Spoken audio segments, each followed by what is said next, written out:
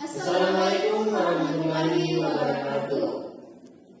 Untuk yang kami hormati Ibu Dr. Eni Segawati Amri, SPD MPD, selaku dosen pengampu mata kuliah pengembangan kurikulum.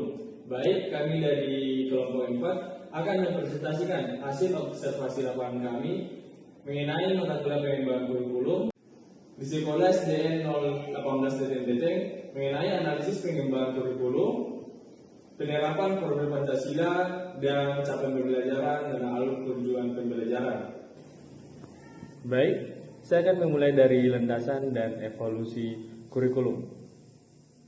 Kita tahu bahwa kurikulum merdeka hadir sebagai bentuk pembaruan dari kurikulum sebelumnya dengan tujuan utama membentuk peserta didik yang berkarakter mandiri, kreatif, serta mampu beradaptasi dengan perkembangan zaman. Landasan yang bersifat filosofis, sosiologis, dan psikologis yang menekankan pentingnya pendidikan sebagai proses memanusiakan manusia. Nah, yang menarik di SDN 018 Deteng, penerapan kurikulum ini tidak hanya mengacu pada profil pelajar Pancasila dalam kurung P5, tapi sudah dikembangkan ke dalam 8 dimensi profil lulusan atau 8 DPL. 8 dimensi ini mencakup bernalar kritis, kreatif, literasi, dan numerasi, karakter, keterampilan digital, sosial, emosional, kemandirian, serta budaya dan fisik. Dari hasil observasi, guru-guru di sana sudah benar-benar mengintegrasikan 8 aspek ini dalam pembelajaran sehari-hari, mulai dari kegiatan literasi, proyek kelompok, sampai kegiatan sosial di sekolah.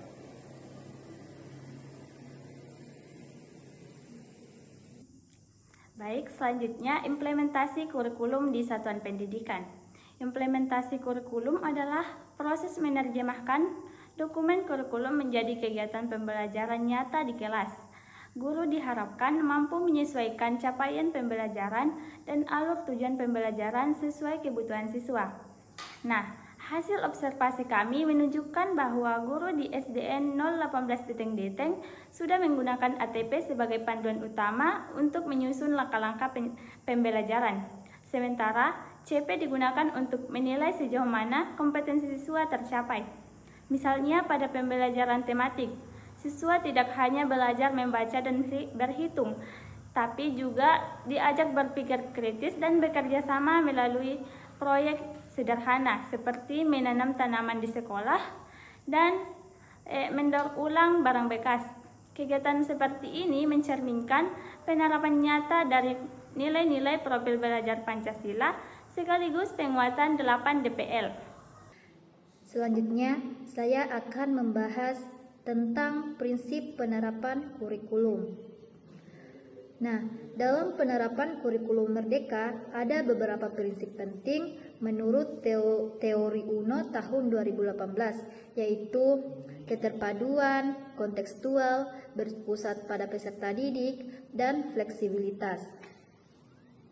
Nah, di SDN 18 Deteng, semua prinsip ini terlihat jelas dalam kegiatan pembelajaran. Kegiatan belajar dirancang terpadu antara akademik dan karakter. Materi pembelajaran dibuat kontekstual, misalnya dengan mengaitkan pelajaran IPA dengan kondisi lingkungan sekitar sekolah. Guru juga menerapkan pendekatan berpusat pada peserta didik, di mana siswa didorong aktif berdiskusi dan bereksperimen. Dan yang paling penting, guru bersikap fleksibel, menyesuaikan metode dan tempo belajar siswa sesuai kemampuan masing-masing. Hasilnya, suasana belajar menjadi lebih menyenangkan, interaktif, dan berfokus pada pengembangan potensi anak secara menyeluruh. Dapat kami simpulkan bahwa di SDN di 18 Deteng itu telah menerapkan kurikulum dengan baik, terutama melalui penguatan 8 dimensi profil lulusan. Sekolah ini berhasil mengintegrasikan nilai-nilai profil pelajar Pancasila dengan pembelajaran yang konstekstual dan berpusat pada peserta didik. Guru-guru di sana juga telah menggunakan CP dan ATP sebagai acuan dalam perencanaan dan evaluasi pembelajaran, serta menciptakan lingkungan belajar yang menyenangkan dan bermakna. Meskipun masih terdapat beberapa tantangan seperti penyesuaian asesmen dan sumber daya, secara umum sekolah ini menunjukkan kemajuan signifikan dalam penerapan kurikulum merdeka. Oke, nah selanjutnya saya akan melanjutkan pada tujuan dan capaian belajar. Nah, dalam kurikulum merdeka, tujuan pembelajaran tidak hanya menekankan penguasaan materi, tetapi juga pengembangan karakter, keterampilan berpikir, dan kemampuan sosial emosional. Nah, capaian pembelajaran atau singkat CP menjadi pedoman untuk mengukur kompetensi siswa, sementara alur tujuan pembelajaran disingkat ATP membantu guru menyusun langkah-langkah yang sistematis dan terarah. Nah, dari hasil observasi kami di SD 18 Deteng telah menyusun tujuan pembelajaran yang sangat jelas dan terarah. Misalnya, pada tema lingkungan, siswa ditargetkan tidak hanya mampu menjelaskan daur ulang, tetapi juga menunjukkan sikap peduli lingkungan. Nah, melalui tindakan nyata.